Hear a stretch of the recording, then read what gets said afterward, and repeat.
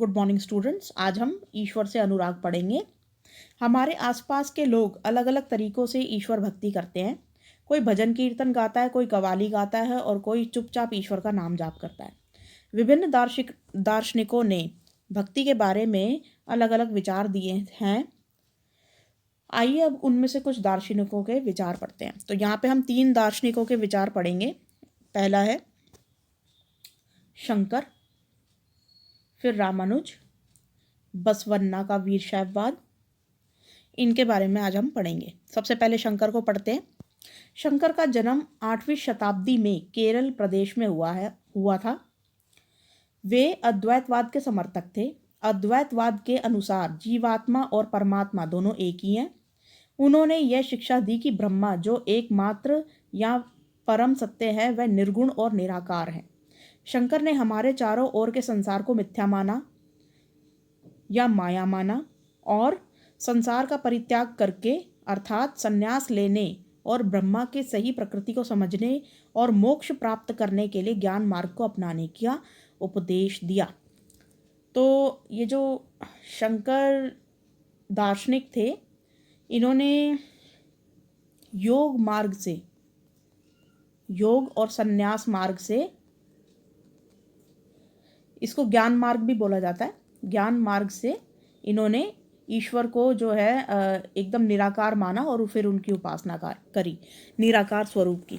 ठीक है, इसको बोलते हैं जहाँ पर निराकार स्वरूप की, ईश्वर के एकदम जिसमें कोई आकार नहीं होता, तो ऐसे स्वरूप की अगर कोई आराधना करता है तो उसे अद्वैतवाद बोला जाता है। मतलब ईश्वर का आकार नहीं है, ईश्वर हमारे जो है शरीर में ही है और उसको अपने अंदर ही खोजना, ईश्वर को अपने अंदर ही खोजना, तो ये जो होता है ये ज्ञान मार्ग होता है। नेक्स्ट है रामानुज। रामानुज 11वीं शताब्दी में तमिलनाडु में पैदा हुए थे। रामानुज ने विशिष्टाद्वैत के सिद्धांत को प्रतिपादित किया। विशिष्टाद्वैत के अनुसार आत्मा परमात्मा से जुड़ने के बाद भी अपनी एक अलग सत्ता बनाए रखती है। इसका मतलब विशिष्टाद्वैत का मतलब ये होता है कि मतलब आत्मा अगर ईश्वर से जुड़ भी जाए तो भी वो अलग रहती है और मतलब अपनी एक सत्ता बनाए रखती है। वे विष्णु भक्त अलवार संतों से बड़े प्रभावित थे। उनके अनुसार मोक्ष प्राप्त करने का उपाय विष्णु के प्रति अनन्य भक्ति भाव रखना है। यहाँ पर जो रामानुज थे वो भावनाओं के थ्रू, भावना और भक्ति के मार्ग के उपासक थे ये, और यहाँ पर ज्ञान मार्ग से ईश्वर तक पहुँचने का रास्ता था। यहाँ पे भक्ति और भावनाओं के माध्यम से ईश्वर को तक पहुँचना था। भगवान विष्णु की कृपा दृष्टि से भक्त उनके साथ एकाकार होने का परमानंद प्राप्त कर सकता है। रामानुज के सिद्धांत ने भक्ति की नई धारा को बहुत प्रेरित किया जो परवर्ती काल में उत्तर भारत में विकसित हुई। तो इन्होंने भक्ति मार्ग को प्रशस्त किया था और इन्होंने ज्ञान मार्ग को प्रशस्त किया था। ये अलग अलग जो हैं तरीके हैं ईश्वर तक पहुंचने के। नेक्स्ट है बसवन्ना का वीरशैववाद। तमिल भक्ति आंदोलन और मंदिर पूजा के बीच संबंध के परिणाम स्वरूप प्रतिक्रिया हुई। वह बसवन्ना और अलम्मा प्रभु और अक्का महादेवी जैसे उसके साथियों द्वारा प्रारंभ किए गए वीरशैव आंदोलन में स्पष्टता दिखलाई देती है। यह आंदोलन 12वीं शताब्दी के मध्य कर्नाटक में प्रारंभ हुआ था। ऊपर वाला केरला और तमिलनाडु में हुआ था, नीचे वाला जो है ये वाला जो है वीरशैववाद, ये कर्नाटक में प्रारंभ हुआ। वीरशैवों ने सभी व्यक्तियों की समानता के पक्ष में और जाति तथा नारी के प्रति व्यवहार के बारे में ब्राह्मणवादी विचारधारा के विरुद्ध अपने प्रबल तर्क प्रस्तुत किए। वे सभी प्रकार के कर्म कांडों और मूर्ति पूजा के विरोधी थे। तो कुल मिलाकर बसवन्ना का जो वीरशैववाद था, बसवन्ना जो थे ये कर्नाटक में जन्मे थे और इन्होंने जन्मे तो खैर ये एक ब्राह्मण परिवार में थे, और वहाँ पर जब जैसे जैसे ये बड़े हुए तो उन्होंने ये देखा कि कितनी बुराइयां हैं समाज में। जो ब्राह्मण जिस चीज़ को गलत बोलते थे वो खुद ही कर रहे होते थे। तो ये उन्होंने जब ये इस तरीके का जो देखा कि ऐसा हो रहा है, तो फिर इन्होंने फिर समाज में जो है इन चीज़ों का विरोध किया था। तो जैसे कि क्या क्या किया था इन्होंने, जो है नारियों के समान अधिकारों का समर्थन किया था कि नारियों को भी जो है उनके समान अधिकार मिलने चाहिए समाज के अंदर। और मूर्ति पूजा का विरोध किया था, और धार्मिक कर्म कांडों का विरोध किया था कि ये जाति व्यवस्था जो है उसका विरोध किया था। जो पहले जैसे मतलब जाति का भेदभाव जो होता था उसको ख़त्म करने के लिए कार्य किया था।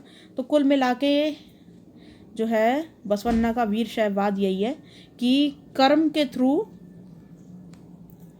ईश्वर की पूजा करना, और कर्म को ही ईश्वर मानना, मतलब कि कर्म ही पूजा है ईश्वर की। तो इस तरीके से ये कर्म प्रधान थे। तो बाकी ये मूर्ति पूजा और कर्म कांडों का विरोध करते थे कि मूर्ति पूजा और कर्म कांडों से जो है मतलब ईश्वर को नहीं पाया जा सकता, ईश्वर को सही तरीके से कर्म और अपनी भक्ति से पाया जा सकता है। तो इनका यही सोच थी वीर शैववाद आंदोलन की, और समाज में जो है इन्होंने काफ़ी सुधार किए। तो अब सबसे पहले पढ़ते हैं दर्शन शास्त्र। जीवन के अर्थ व मतों से संबंधित विचारों का अध्ययन क्या कहलाता है? दर्शन शास्त्र कहलाता है। कि जीवन का अर्थ समझना, जीवन को एक कला की तरह कैसे जिया जाए इसके बारे में सोचना। तो इन सब का जो अध्ययन है वो दर्शन शास्त्र कहलाता है। दार्शनिक कौन होता है? दार्शनिक शब्द का अर्थ है, फिलोसफस शब्द से आया है ये। इसका अर्थ है ज्ञान से प्रेम करने वाला। दार्शनिक शब्द का अर्थ क्या होता है? ज्ञान से प्रेम करने वाला। कर्मकांड, पूजा यज्ञ आदि संबंधित धार्मिक कर्म जो होते हैं ये कर्मकांड कहलाते हैं। नेक्स्ट है, यहाँ पे कुछ गतिविधियाँ दी हुई हैं कि शंकर और रामानुज के विचारों के बारे में कुछ पता लगाएं कि कौन थे ये और मतलब इनके क्या विचार थे। नेक्स्ट गतिविधि है, भक्ति के बारे में अपने विचार साझा करें। भक्ति को तो मतलब भक्ति ये है कि ईश्वर से जो है वो इमोशनली जुड़ना, मतलब अपने भावनाओं के स्वरूप में जुड़ना। तो फर्स्ट क्वेश्चन देखते हैं, शंकर किसके समर्थक थे? तो यहाँ पे फर्स्ट का आंसर ये है, शंकर अद्वैतवाद के समर्थक थे। तो ये फर्स्ट का आंसर हो जाएगा, शंकर अद्वैतवाद के समर्थक थे। सेकंड क्वेश्चन है, रामानुज किन से बहुत प्रभावित थे? तो यहाँ पर सेकंड का आंसर हो जाएगा, रामानुज यहाँ पर है, हाँ, रामानुज अलवार संतों से बहुत प्रभावित थे। ये सेकंड का आंसर हो जाएगा। अलवार संत जो है वो किसकी पूजा करते थे? भगवान विष्णु की। तो ये अलवार संतों से बहुत प्रभावित थे, ये सेकंड का आंसर हो जाएगा। बस इतनी सी लाइन है ये, जरा सी, ठीक है। नेक्स्ट है थर्ड, वीर शैव मत के समर्थक कौन थे? तो वीर शैव मत के समर्थक कौन थे? तो वीर शैव मत के समर्थक कौन कौन थे यहाँ पर? एक तो थे बसवन्ना, अलम्मा प्रभु और अक्का महादेवी। ये तीन लोग थे यहाँ तक, ठीक है। बसवन्ना, अलम्मा प्रभु और अक्का महादेवी। तो ये तीनों के नाम आप लिख लेना, ये थर्ड का आंसर हो जाएगा, ठीक है। तो अब फोर्थ देखिए, यहाँ पे जाति के प्रति वीर शैवों का दृष्टिकोण कैसा था? तो ये जातिवाद को बिल्कुल नहीं मानते थे, जैसा कि मैंने आपको बताया था। और ये, हाँ, ये वाला आएगा इसमें। ये वीर शैवों ने सभी व्यक्तियों को समानता के पक्ष में थे और जाति तथा नारी के प्रति व्यवहार के बारे में ब्राह्मणवादी विचारधारा के विरुद्ध अपने प्रबल तर्क प्रस्तुत किए। और ये भी लाइन ऐड कर लेना, लास्ट वाली भी।